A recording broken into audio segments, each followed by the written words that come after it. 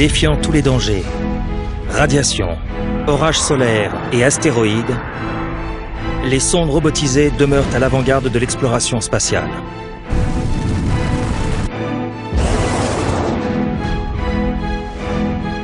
Aujourd'hui, à des millions de kilomètres de la Terre, sur Mars ou sur l'un des satellites de Saturne, des sondes sont peut-être sur le point d'apporter des réponses cruciales à une question récurrente.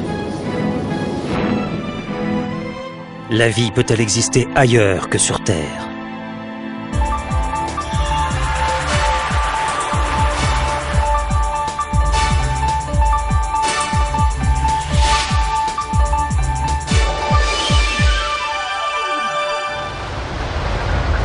Depuis l'aube de l'exploration spatiale, dans les années 1950, l'homme a envoyé dans le cosmos plus de 200 sondes. Lancées à des millions, voire des centaines de millions de kilomètres de notre planète, ces machines étonnantes constituent les yeux et les oreilles des chercheurs en astrophysique. Capables d'atteindre les confins de l'espace et de se poser sur des planètes lointaines, les sondes nous apportent une vision concrète et précieuse de l'univers grâce aux images et aux échantillons prélevés sur la Lune, les comètes et même le Soleil.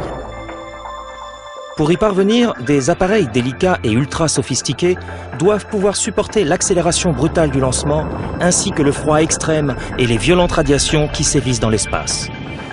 Grâce aux sondes, nous commençons à mieux comprendre les grands principes qui gouvernent notre système solaire. De plus en plus perfectionnées, elles sont aujourd'hui capables d'exploits prodigieux, tels que se poser sur Mars ou sur Titan, le plus grand des satellites de Saturne, afin d'explorer les deux corps du système solaire qui ressemblent le plus à notre planète. Froide, quasiment dépourvue d'atmosphère et balayée par les vents solaires, Mars est pourtant l'une des seules planètes susceptibles de renfermer de l'eau, un ingrédient indispensable à la vie, telle que nous la connaissons. Or, faire en sorte que deux fragiles robots mobiles se posent sans dommage sur le sol martien, après un voyage de plus de 400 millions de kilomètres, constitue une prouesse extraordinaire. Titan, la grande lune de Saturne, est si froide que des rivières de méthane liquide y coulent entre des falaises de glace. Aussi grand que Mars, ce mystérieux corps céleste ressemble beaucoup à ce qu'était la Terre il y a plusieurs milliards d'années. Pour atteindre Titan, au terme d'un voyage de 7 ans, la sonde devra passer la ceinture d'astéroïdes et traverser les dangereux anneaux de Saturne. Sur Mars et sur Titan, les chercheurs espèrent trouver des indices qui nous permettront de répondre un jour à cette question fondamentale.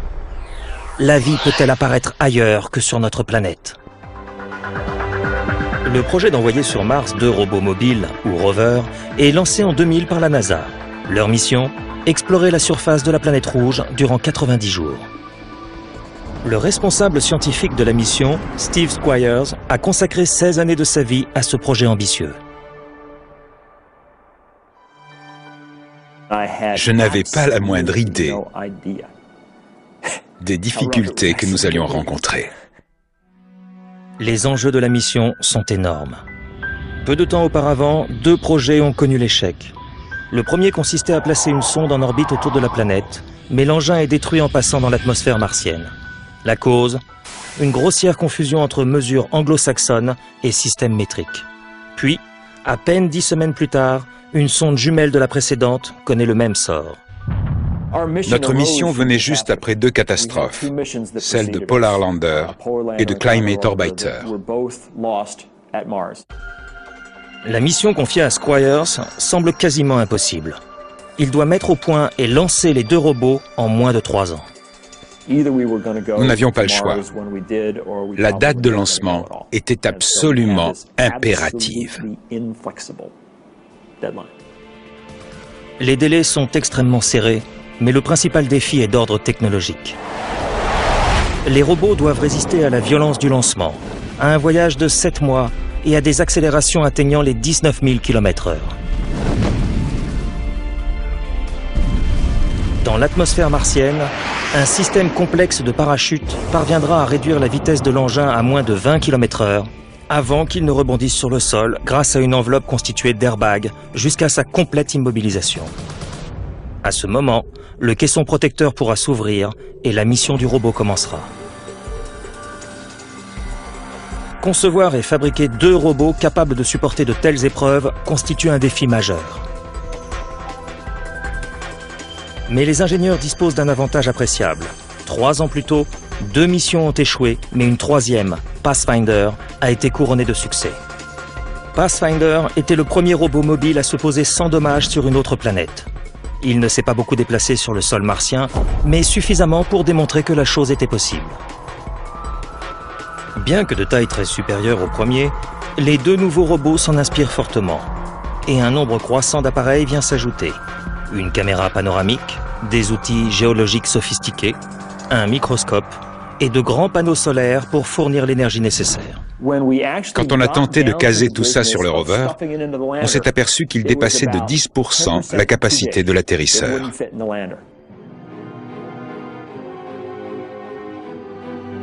Les ingénieurs sont donc contraints de concevoir une capsule plus grande, capable de contenir le robot.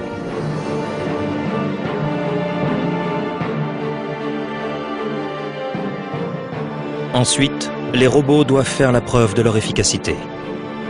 Après 2 ans d'un travail acharné, l'équipe peut enfin voir fonctionner l'ensemble pour la première fois. Après de tels efforts, l'instant est chargé d'émotions.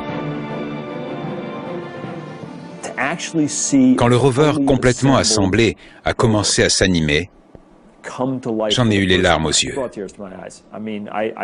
Ça n'est pas mon genre, mais là, j'étais vraiment ému. Voici ce qu'on appelle le bac à sable, appartenant au laboratoire de la NASA en Californie. Il s'agit d'une simulation du sol martien. Pour obtenir les clichés et les échantillons convoités, le robot doit parcourir des kilomètres sur un sol accidenté, jonché de poussière et de roches, par des températures allant jusqu'à moins 125 degrés Celsius.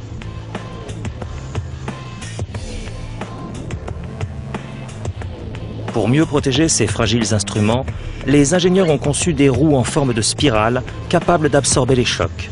Elles sont faites d'une matière qui conserve sa souplesse à très basse température. Au lieu de suspension, les roues du robot disposent d'articulations semblables à celles de nos membres, ce qui lui permet de franchir des obstacles dont la hauteur excède leur diamètre.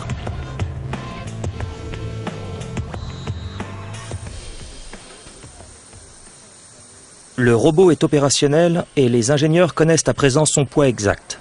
À 7 mois à peine du lancement, ils doivent s'attaquer sans tarder au problème des parachutes. Ces derniers doivent pouvoir se déployer dans une atmosphère raréfiée pour freiner une capsule tombant à une vitesse supersonique. L'ingénieur responsable de cette phase du projet est Adam Stelzner. Le parachute doit s'ouvrir à environ 1600 km/h et ralentir la capsule jusqu'à à peu près 320 km/h. Le parachute comporte 2 parties bien distinctes. La partie supérieure est un disque hémisphérique de 10 mètres de diamètre. C'est lui qui doit supporter la plus grande pression. La partie inférieure est une bande qui permet de stabiliser le dispositif. Le parachute doit être absolument parfait et pour cela, il doit subir une batterie de tests. Or, il n'est pas simple de simuler la vitesse énorme à laquelle est soumise la capsule quand elle pénètre dans l'atmosphère martienne. Pour compenser le manque de vitesse, on augmente le poids. 4 tonnes, soit 4 fois le poids de la capsule. L'ensemble devra fonctionner à la perfection, sans le moindre raté, à 150 millions de kilomètres de la Terre. Le parachute lesté est largué à une altitude d'environ 1000 mètres par un hélicoptère gros porteur. C'est le premier test grandeur nature du parachute. Tout le monde est confiant, il fait beau. Au sol, les ingénieurs observent attentivement le largage et... c'est l'échec. Le parachute s'est déchiré. Il n'est pas assez solide pour fonctionner un jour sur Mars.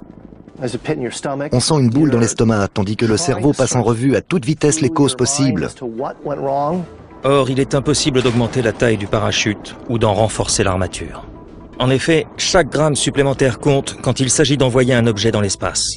En outre, le parachute doit pouvoir tenir dans un compartiment de 25 cm sur 40. On conçoit donc 3 nouveaux parachutes, avec des disques et des bandes combinant des matières et des tailles différentes. Pour gagner du temps, ils seront testés dans la plus grande soufflerie du monde, celle du centre de recherche Ames de la NASA, dans le nord de la Californie. Ces turbines géantes sont capables de générer des vents extrêmement puissants en aspirant l'air à travers un immense tunnel. Les turbines fonctionnent à plein régime quand le nouveau parachute est lancé à l'horizontale. Mais cette fois, le parachute ne s'ouvre pas correctement. La voilure flotte à moitié fermée. Le phénomène est aussi inattendu que désastreux. Mais la cause est rapidement identifiée. Le trou au sommet de la voilure est trop grand. Le défaut est aussitôt corrigé sur place, à la main, avant de renouveler l'expérience. L'ouverture est inquiétante, mais la voilure se déploie totalement. Enfin, les chercheurs disposent d'un parachute capable de freiner la chute vertigineuse de la capsule dans une atmosphère raréfiée. En mai 2003, les robots et l'atterrisseur sont quasiment prêts pour le lancement. C'est alors qu'apparaît un nouveau problème, susceptible de compromettre toute la mission. Durant le voyage, le robot est maintenu en position grâce à un ensemble de petits verrous. Or, à quelques semaines du lancement, les ingénieurs découvrent que les charges destinées à ouvrir ces verrous pourraient ne pas fonctionner correctement. Ce sont de petites charges explosives qui permettent aux panneaux solaires ou aux bras de se déployer. Si les verrous pyrotechniques sont défaillants, la mission risque d'être annulée. En outre, la découverte de ce défaut ne peut tomber à un plus mauvais moment. Nous ne sommes plus qu'à quelques jours du lancement. La fusée est sur son pas de tir. Toute la mission était en jeu. Si on n'arrivait pas à réparer, tout pouvait s'arrêter là. Une course contre la montre s'engage alors. En mai 2003, après 3 ans de préparation, le robot martien Spirit est prêt à être lancé. Mais au tout dernier moment, un dysfonctionnement peut provoquer un retard fatal. Les ingénieurs découvrent que les verrous pyrotechniques censés libérer le robot sont peut-être inopérants. Pour s'en assurer, ils doivent y regarder de plus près. Or, à ce moment, on ne peut déjà plus se permettre d'ouvrir la capsule pour vérifier. Il ne reste qu'une solution. Retrouver tous les verrous qui ont servi durant la phase de test et les contrôler. Si les anciens verrous fonctionnent tous, nul doute que ceux qui se trouvent sur le robot sont opérationnels.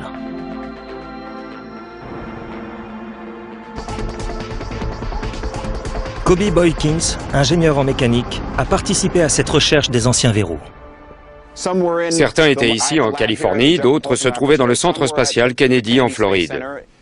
Il y avait des verrous mis au rebut dans des placards. Ils faisaient partie des premiers tests. On les avait démontés, on les avait mis dans une boîte, et la boîte dans une armoire. Le compte à rebours a commencé au moment où les techniciens vérifient des dizaines d'anciens verrous, un par un. Tous sont testés et tous fonctionnent correctement. Au moment où l'on emplit les réservoirs du 2e étage du lanceur, le dernier verrou est enfin découvert et testé. Les autorités de la NASA donnent alors leur feu vert. J'ai vraiment eu peur. Il y a eu de nombreux contretemps, souvent, très souvent. Je me suis dit qu'on n'y arriverait pas. À 3 jours du lancement, je n'étais même pas sûr qu'il aurait lieu. Enfin arrive le moment dont Steve Squyres rêvait depuis 16 ans. Le lancement des 2 sondes les plus perfectionnées que l'on ait jamais envoyées vers Mars, nommées Opportunity et Spirit. Spirit est le premier à partir.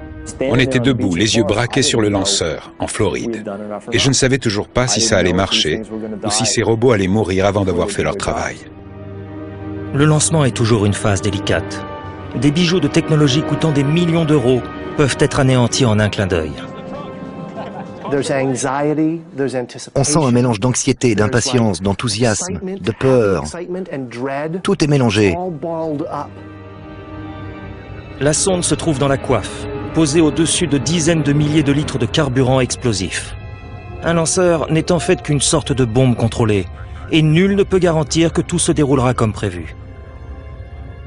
Le compte à rebours est dans sa phase finale et tout le monde retient son souffle. Je pense à respirer, je pense à respirer. Puis, juste au moment de l'allumage, on ressent comme un calme étrange. On se sent prêt à affronter ce qui vient. 9, 8, 7, 6, 5, 4, 3, 2, 1. La fusée emporte la sonde vers la planète Mars.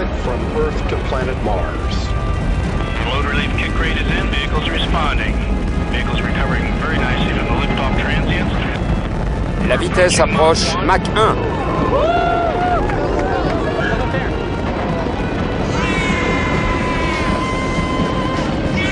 Vas-y, c'est bon! Je sais, ça a l'air bête. Après tout, ce n'est qu'un robot, un bout de métal. Mais on ne peut pas s'empêcher de lui souhaiter bonne chance. En plus, on les voit partir au bout de la fusée et on sait parfaitement qu'on ne le reverra plus. On se répète, j'espère que ça va marcher, j'espère que ça va marcher, et boum, ça part. C'est fantastique. Avec ce bruit de tonnerre qui roule encore et encore, comme on n'en a jamais entendu auparavant. Un mois plus tard, en compagnie de sa famille, Steve Squyres regarde la sonde Opportunity qui part rejoindre sa jumelle dans l'espace. Toutes deux entament un long et dangereux voyage vers Mars.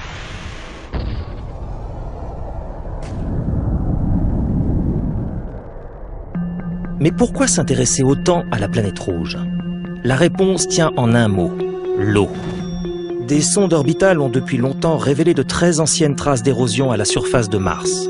Des ravins, des rivières et peut-être même des océans. Et l'eau est un élément indispensable à l'apparition de la vie. Ces traces sont facilement reconnaissables quand on les compare à celles qui existent sur Terre. Le géologue Phil Christensen étudie les effets de l'érosion aquatique sur la surface de notre planète. Depuis un satellite en orbite, on peut voir l'ensemble de la planète, un peu comme depuis l'hélicoptère. Le relief est très différent de ce que l'on voit quand on est à la surface. Cette vue aérienne révèle clairement la façon dont l'eau a érodé le paysage que l'on peut voir de nos jours en Arizona. Le paysage de Mars ressemble beaucoup à celui-ci. Des canyons se sont formés lors de crues très rapides. Certains plus grands même que celui-ci se sont formés en l'espace de quelques jours. Sur Mars, ce genre de paysage s'est formé il y a des millions, voire des milliards d'années, et son origine fait naître bien des espoirs. Nous savons en effet que l'eau à l'état liquide est l'élément crucial ayant permis l'apparition et l'évolution de la vie sur Terre. Un phénomène semblable a-t-il pu se produire sur Mars? Si l'on y trouvait ne serait-ce que des traces anciennes de la vie la plus rudimentaire, cela voudrait dire que la vie peut apparaître n'importe où dans l'univers, pourvu qu'il y ait de l'eau. La vie pourrait exister un peu partout. En revanche, si nous n'y trouvons aucune trace de vie, cela pourrait signifier que nous sommes complètement seuls dans l'univers. Les deux sondes se poseront sur des zones qui sont sans doute d'anciens lacs. Leur mission consiste à en apprendre davantage sur la façon dont l'eau a jadis érodé les roches martiennes. Elle pourrait apporter des indices capables d'aider de futures missions à répondre à la question « Une forme de vie a-t-elle jamais existé sur Mars ?» Mais tout d'abord, les sondes doivent se rendre sur place, après un périlleux voyage de plus de 400 millions de kilomètres. Les 3 premiers mois de la mission se déroulent sans encombre. Puis, le PC reçoit des nouvelles alarmantes. Les astronomes du centre spatial ont détecté une importante perturbation d'origine solaire.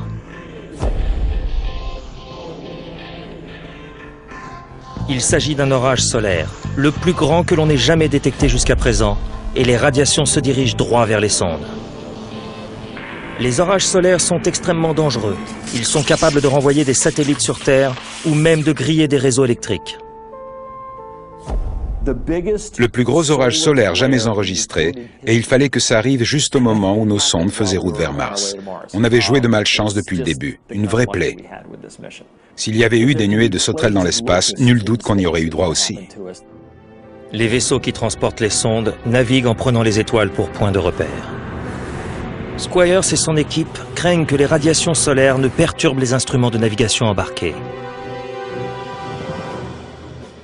Ce qui pourrait s'avérer désastreux. Les sondes risquent en effet de dévier de leur trajectoire et de rater définitivement leur rendez-vous avec Mars. Pour résoudre le problème, l'équipe de pilotage est obligée de lancer un système de navigation de secours basé uniquement sur la position du Soleil. Or, il demeure un autre danger.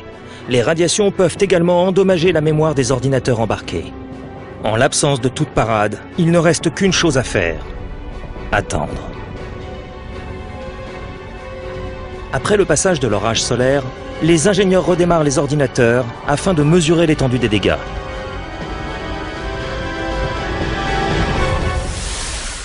À leur grand soulagement, la mémoire est intacte.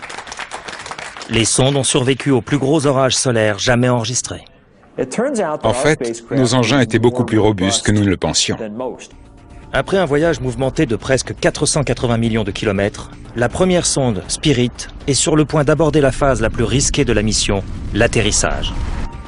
Pour y parvenir, la sonde bénéficie d'un dispositif novateur, les airbags. Ils enveloppent entièrement la capsule et amortissent l'impact au sol.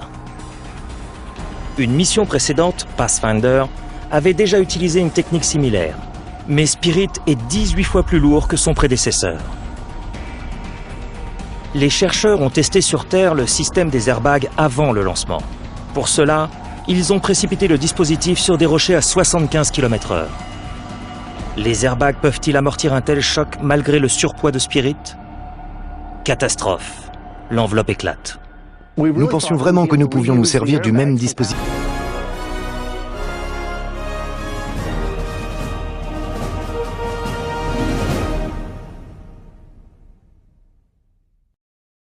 que Pathfinder sans le modifier. Malgré le manque de temps, les ingénieurs sont contraints de repenser entièrement le système. Le principe retenu s'inspire de la modeste roue de bicyclette. Nous avons fini par adopter un système à double paroi, un airbag placé dans un autre airbag. Il ne reste plus aux ingénieurs qu'à procéder à une nouvelle série d'essais. Comme précédemment, les airbags géants sont lancés contre un obstacle. Et cette fois, la double enveloppe résiste. Ça peut même être exaltant. Confrontés au stress, certaines personnes luttent en se jetant à corps perdu dans une action désordonnée. Mais si on arrive à rester calme, ça peut être une très bonne expérience. Au terme de son long voyage, Spirit se trouve à présent à moins de 10 km du sol martien. Toutes ces années de tests et de simulations sont sur le point de subir l'épreuve du feu. Le parachute s'ouvrira-t-il correctement? Les airbags résisteront-ils? Les verrous pyrotechniques libéreront-ils le robot? La négligence d'une seule personne peut transformer toute la mission en une sorte de naufrage spatial. L'entrée dans l'atmosphère et l'atterrissage constituent la phase la plus courte de la mission. Pourtant, le moindre défaut, le moindre mauvais calcul, et la mission peut tourner au désastre. La sonde pénètre dans l'atmosphère martienne à 25 fois la vitesse du son et 6 minutes plus tard, elle touche la surface. C'est un sacré plongeon. On appelle ça les 6 minutes de la mort. Le 25 janvier 2004, la sonde entre dans l'atmosphère à une vitesse 20 fois supérieure à celle d'une balle de fusil. La friction la ralentit jusqu'à 1500 km/h.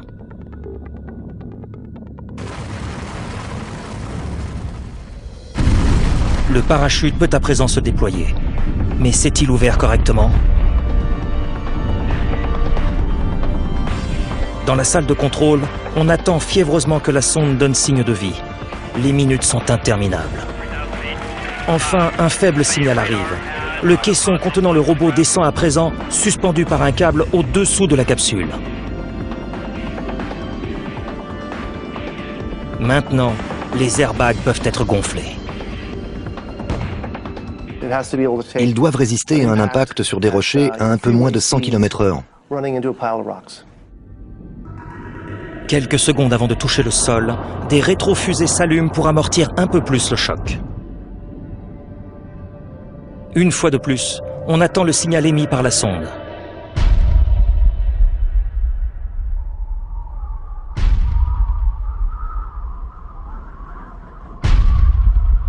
La sonde ne peut émettre avant sa complète immobilisation. Pendant tout le temps où elle roule et rebondit, toutes les communications radio sont coupées. On n'a plus aucun contact et on se demande vraiment si l'appareil a résisté au choc. 16 années de travail suspendues à un petit signal radio. Sur Mars, à 160 millions de kilomètres de la Terre, les jeux sont faits. Soit la sonde est intacte, soit elle s'est écrasée. Si un signal n'est pas en train de traverser en ce moment l'espace en direction de la Terre, c'est que tout est fini. Dans la salle de contrôle, c'est de nouveau le suspense insoutenable.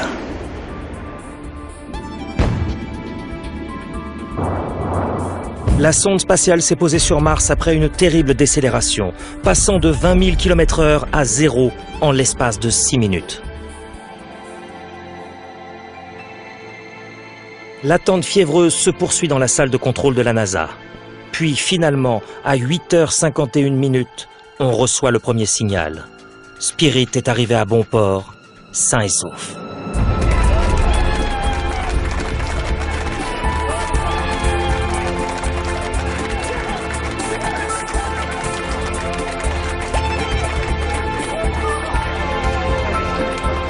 Au golfe interplanétaire, c'est un trou en un coup. Mais il reste un obstacle à surmonter avant que le rover ne puisse commencer son travail. Les fameux verrous pyrotechniques qui ont causé tant de soucis vont-ils fonctionner? Ce bijou de technologie va-t-il rester à jamais prisonnier de son enveloppe?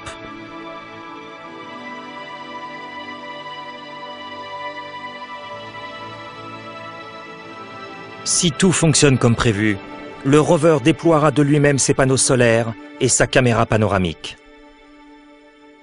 La salle de contrôle reçoit les premières images.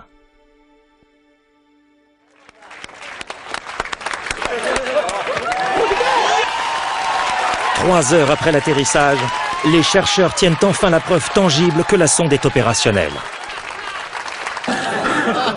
Désolé, mais je suis bouleversé. Je ne me risquerai pas à une analyse scientifique parce que, de toute ma vie, je n'ai jamais rien vu de semblable.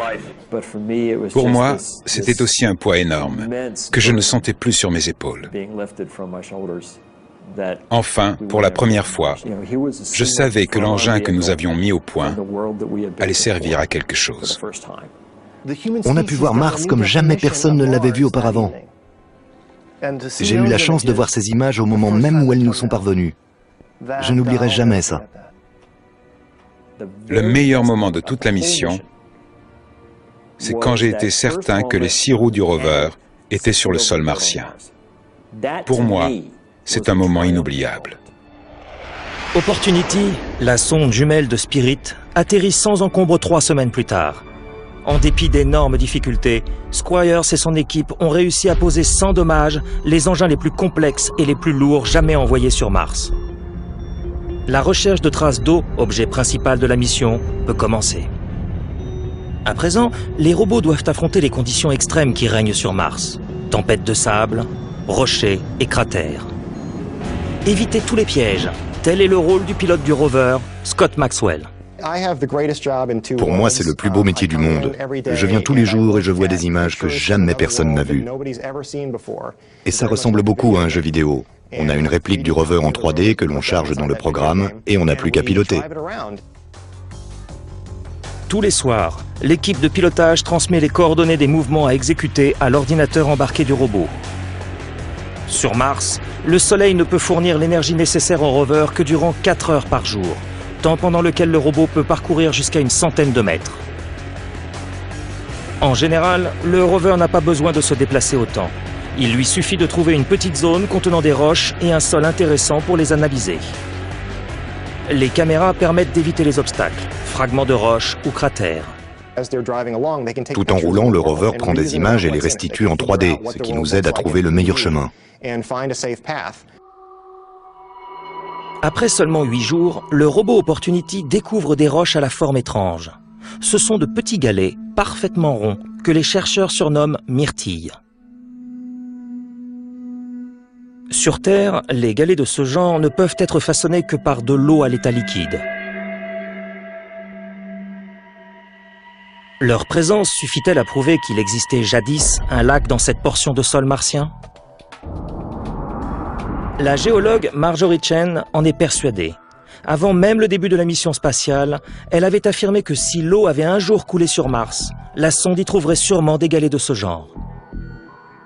Quand j'ai vu les premières images de ces galets, j'en ai crié de joie. Les chercheurs de la NASA sont aux anges. La mission destinée à trouver les preuves de la présence d'eau sur Mars est un succès. D'autres preuves suivront. Les robots découvrent 2 minéraux, goethite et jarosite, qui ne peuvent se former qu'au contact de l'eau. Après 4 décennies de recherche sur le sujet, les géologues tiennent enfin les preuves concrètes. L'eau a bien coulé par le passé sur la surface de Mars. Je pense que les preuves sont indéniables et plus que suffisantes pour tout le monde. Sur Terre, l'eau est synonyme de vie. Et s'il reste de l'eau à l'état liquide quelque part sur Mars, qui sait ce que les futures missions y trouveront? Mais l'eau seule ne suffit pas à engendrer la vie. Pour cela, elle doit contenir des éléments chimiques complexes, tels que les molécules carbonées. Sur Terre, la vie est apparue il y a quelques 4 millions d'années, mais depuis lors, notre planète a énormément changé. Nous ne pouvons pas remonter le temps pour étudier les conditions originelles de la vie sur Terre, mais nous pouvons les retrouver aujourd'hui, hors de notre planète. Au début des années 1980, la sonde Voyager passe près de Saturne et prend les premiers clichés précis de son principal satellite, Titan. Leur analyse révèle que l'épaisse atmosphère orangée de Titan pourrait bien contenir les précurseurs chimiques de la vie. Par certains côtés, l'atmosphère de Titan est aujourd'hui très semblable à celle de la Terre il y a environ 4 milliards d'années. Ainsi, notre système solaire renfermerait un corps céleste qui présente de nombreuses similitudes avec la Terre primitive. Or, pour nous en assurer, nous devons nous rendre sur Titan. Si atterrir sur Mars est une gageure, se poser sur Titan est une mission quasiment impossible. Titan, la grande lune de Saturne, est le seul satellite du système solaire qui possède une atmosphère de type planétaire. Or, jusqu'en 1980, nous ignorions complètement ce que contenait cette atmosphère. Lors du passage de la sonde Voyager 1 à proximité de Saturne, les chercheurs font une découverte étonnante. L'atmosphère de Titan contient des éléments organiques très semblables à ceux qui ont engendré la vie sur Terre. Est-il possible que Titan se trouve au même stade d'évolution que la Terre, il y a environ 4 milliards d'années? D'une certaine façon, aller sur Titan, c'est remonter le temps. Mais il est beaucoup plus difficile d'envoyer une sonde sur Titan que sur Mars. Le trajet Terre-Mars dure 7 mois, contre 7 ans pour aller de la Terre à Saturne. En outre, la sonde devra traverser la ceinture d'astéroïdes ainsi que les anneaux de Saturne.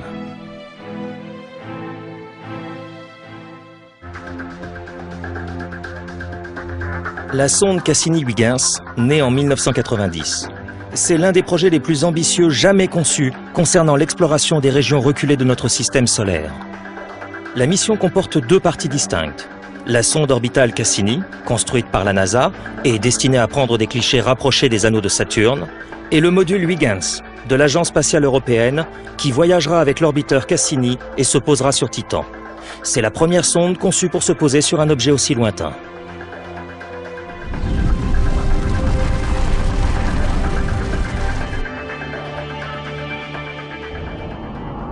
John Zarnecki, de l'Open University au Royaume-Uni, est l'un des responsables scientifiques du projet Huygens. Titan se trouve aux confins de notre système solaire. Autant dire que nous sommes un peu fous d'avoir accepté un tel projet. Dans la même équipe, un chercheur attend depuis 20 ans l'occasion de voir ce qui se cache sous les nuages oranges de Titan. Jonathan Lunin, de l'Université d'Arizona.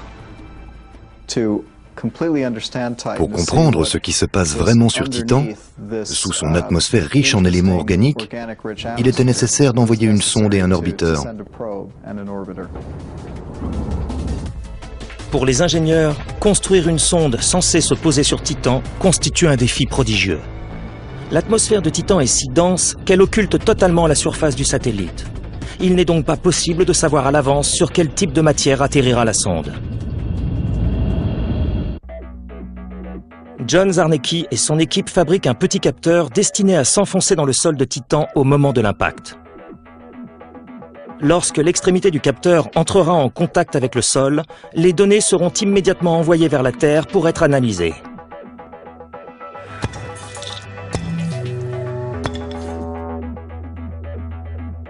En laboratoire, les chercheurs comparent la signature électrique de surfaces de consistance et de composition diverses et les répertorient.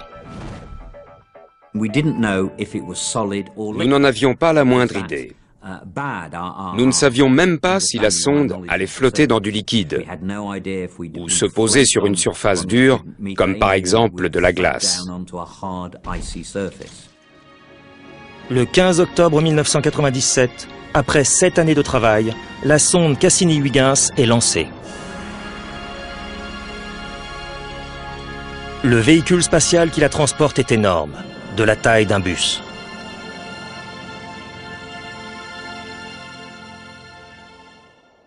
Et la fusée est la plus puissante dont puisse disposer la NASA, un lanceur Titan 4B Centaur.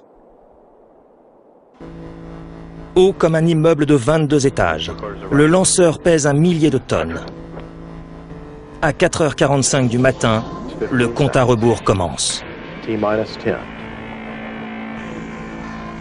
À travers le monde, quelques 8000 ingénieurs et techniciens ont les yeux braqués sur le pas de tir.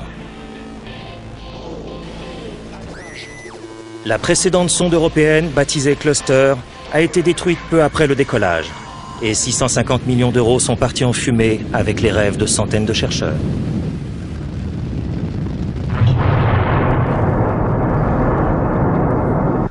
Les équipes de Cassini-Huygens attendent en croisant les doigts. Le professeur Marty Tomasco, de l'Université d'Arizona, a conçu la caméra qui prendra les premiers clichés de la surface de Titan.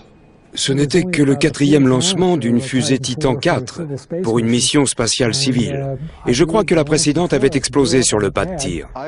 J'étais très angoissé au moment du lancement de Cassini. Il y a tant d'exemples de chercheurs ayant perdu tout leur matériel et des années d'efforts lors de l'explosion d'un lanceur. 5, 4, 3, 2, 1. Départ de la mission Cassini-Huygens en direction de Saturne. À l'heure prévue, la fusée décolle. Le lancement se déroule à la perfection. À l'abri dans la coiffe, la sonde Cassini-Huygens entame un périple vers Saturne qui va durer 7 ans.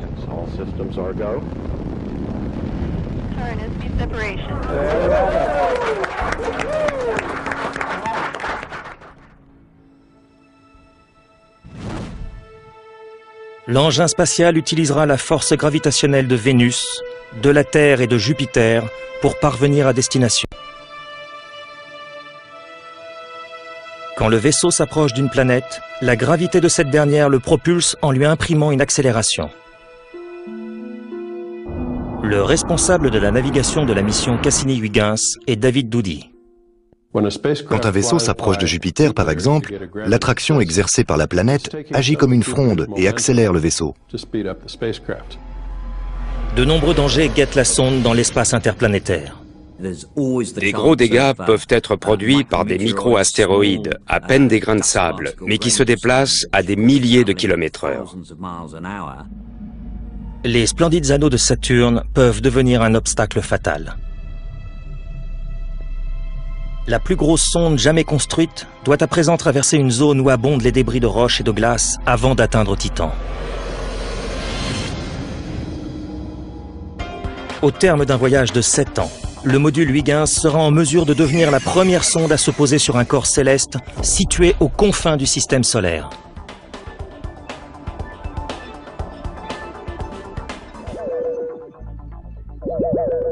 Pour que le succès de la mission soit complet, Huygens doit transmettre ses données depuis la surface de Titan jusqu'à la sonde orbitale. Ensuite, Cassini, servant de relais, enverra ces données vers la Terre. Si le système de communication est défectueux, la mission Huygens sera un échec. Les ingénieurs décident alors de tester l'antenne de Cassini avant que les sondes n'arrivent sur Titan. Depuis la Terre, des signaux sont envoyés en direction de Cassini grâce à un radiotélescope géant. Hélas, les signaux qu'ils perçoivent en réponse sont complètement brouillés. Le coûteux récepteur radio de Cassini est défectueux. On était anéantis. À ce stade, tout indiquait que la mission Huygens allait se solder par un échec total. S'il ne peut transmettre les données recueillies, le module Huygens ne sert strictement à rien. C'était désespérant. Tous ces appareils sophistiqués à bord de Huygens allaient recueillir de précieuses données en pure perte. On ne verrait jamais de belles images des rivières et des lacs de Titan. Rien du tout. Le seul élément qui peut jouer en faveur des chercheurs est le temps. En effet, les sondes n'atteindront Saturne que dans 3 ans. Sachant que c'est le récepteur de Cassini qui est défectueux, les ingénieurs disposent de 3 ans pour chercher une parade. Et ils finissent par la trouver. Ils calculent que s'ils modifient l'orbite de Cassini, sa vitesse par rapport à Huygens sera plus constante, ce qui permettra à la première de mieux recevoir les signaux émis par la seconde et de les renvoyer vers la Terre. Les modifications de trajectoire sont transmises à Cassini à des millions de kilomètres de la Terre. Théoriquement, le défaut doit être corrigé, mais ils n'en seront sûrs que 3 ans plus tard. Malgré toutes les précautions, des erreurs humaines peuvent parfois passer à travers les mailles du filet. Mais avant de vérifier que leur système de communication fonctionne, Cassini et Huygens doivent franchir un dernier obstacle. Les anneaux de Saturne se profilent à l'horizon.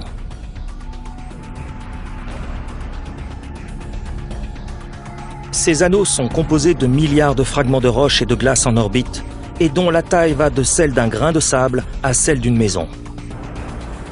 La masse de Saturne est 95 fois supérieure à celle de la Terre, et son énorme champ gravitationnel capture tous les objets proches qui finissent par se fondre dans ces anneaux.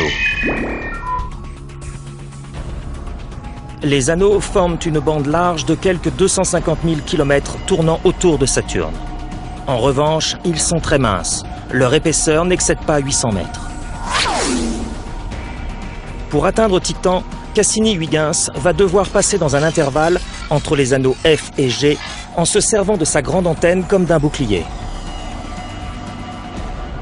La moindre erreur de trajectoire peut provoquer une collision fatale pour la sonde. Le 30 juin 2004, la traversée de la zone annulaire est imminente. Des carrières professionnelles et des budgets énormes vont se jouer à cet instant. En salle de contrôle, commence une attente angoissée.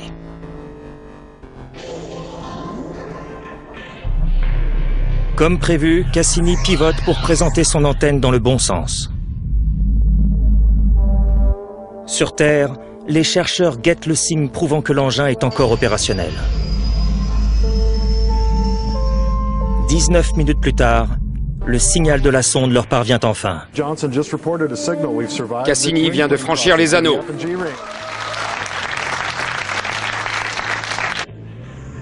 La sonde poursuit sa route, mais pas complètement intacte.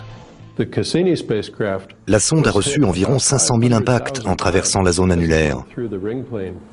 Heureusement, il ne s'agissait que de microparticules.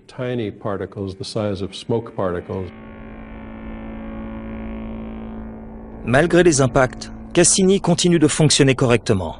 À présent, il est temps de procéder au largage de Huygens au-dessus de Titan. Le 14 janvier 2005, Huygens se positionne pour pénétrer dans l'atmosphère épaisse de Titan.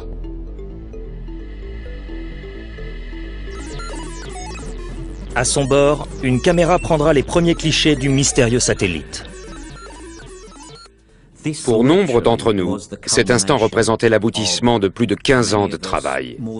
Le succès ou l'échec allait se jouer en l'espace de quelques heures. Pendant des années, j'ai fait des cauchemars où la sonde Huygens tombait en panne et ne parvenait pas à nous transmettre la moindre donnée. Contrairement aux sondes martiennes, Huygens ne possède pas un système d'airbag et ne peut compter que sur l'efficacité de ses parachutes. Au nombre de 3, ils devront donner à la sonde le temps de prendre un maximum de clichés sous la couche de nuages. À l'entrée de l'atmosphère, le frottement est intense. Les chercheurs devront attendre 4 heures avant de savoir que Huygens a touché la surface de Titan.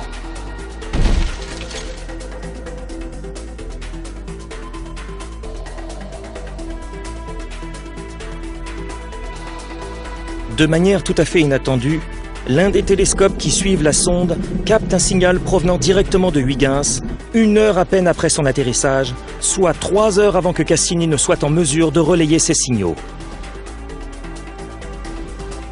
Le signal capté par le télescope est extrêmement faible, mais il prouve que Huygens a touché la surface sans grand dommage.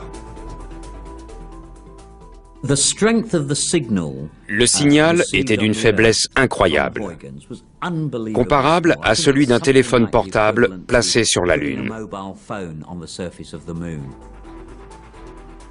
Huygens est intact et capable d'émettre directement depuis Titan.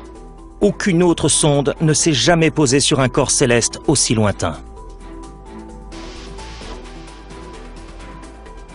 Huygens a survécu à l'atterrissage, mais les signaux relayés par Cassini se font attendre.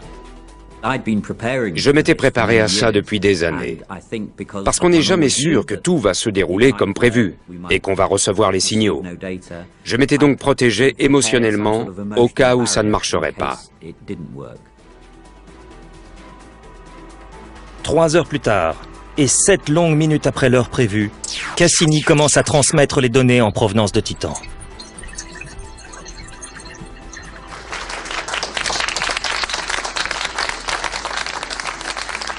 Et les clichés de la surface ont commencé à apparaître sur nos écrans, un par seconde.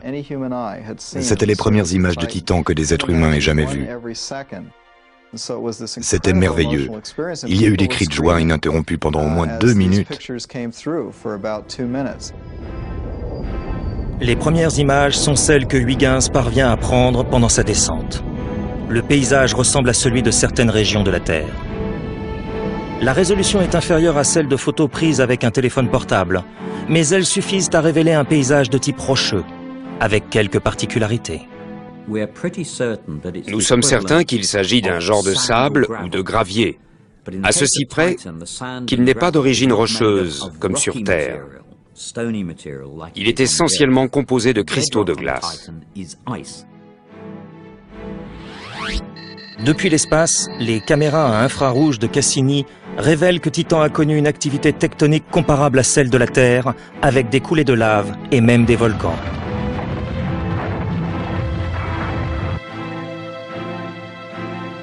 Cassini continuera à recueillir des données jusqu'en 2008 au moins.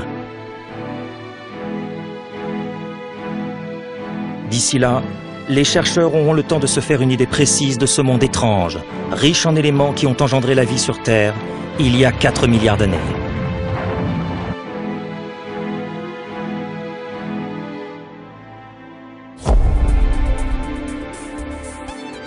Les missions vers Mars et Titan nous aident à mieux comprendre la façon dont notre système solaire s'est formé. Et l'exploration se poursuit. La NASA étudie la possibilité d'envoyer sur Mars une mission capable d'en rapporter des échantillons.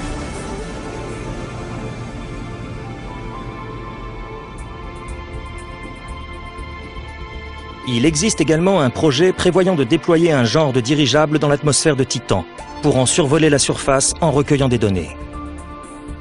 Cassini-Huygens, Spirit et Opportunity sont à la pointe des techniques et des connaissances scientifiques humaines.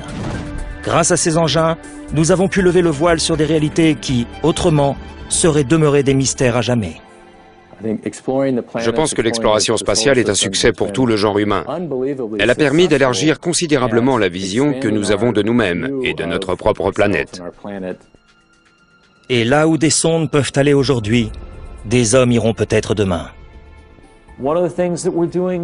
Notre mission, je l'espère, servira également à créer une émulation chez les chercheurs de la prochaine génération. Ils auront peut-être vu nos images à la télévision ou sur Internet et se seront dit « C'est bien, mais je parie que je peux faire mieux. » Or, quels que soient les projets du futur, où que les hommes posent un jour le pied, une chose est sûre.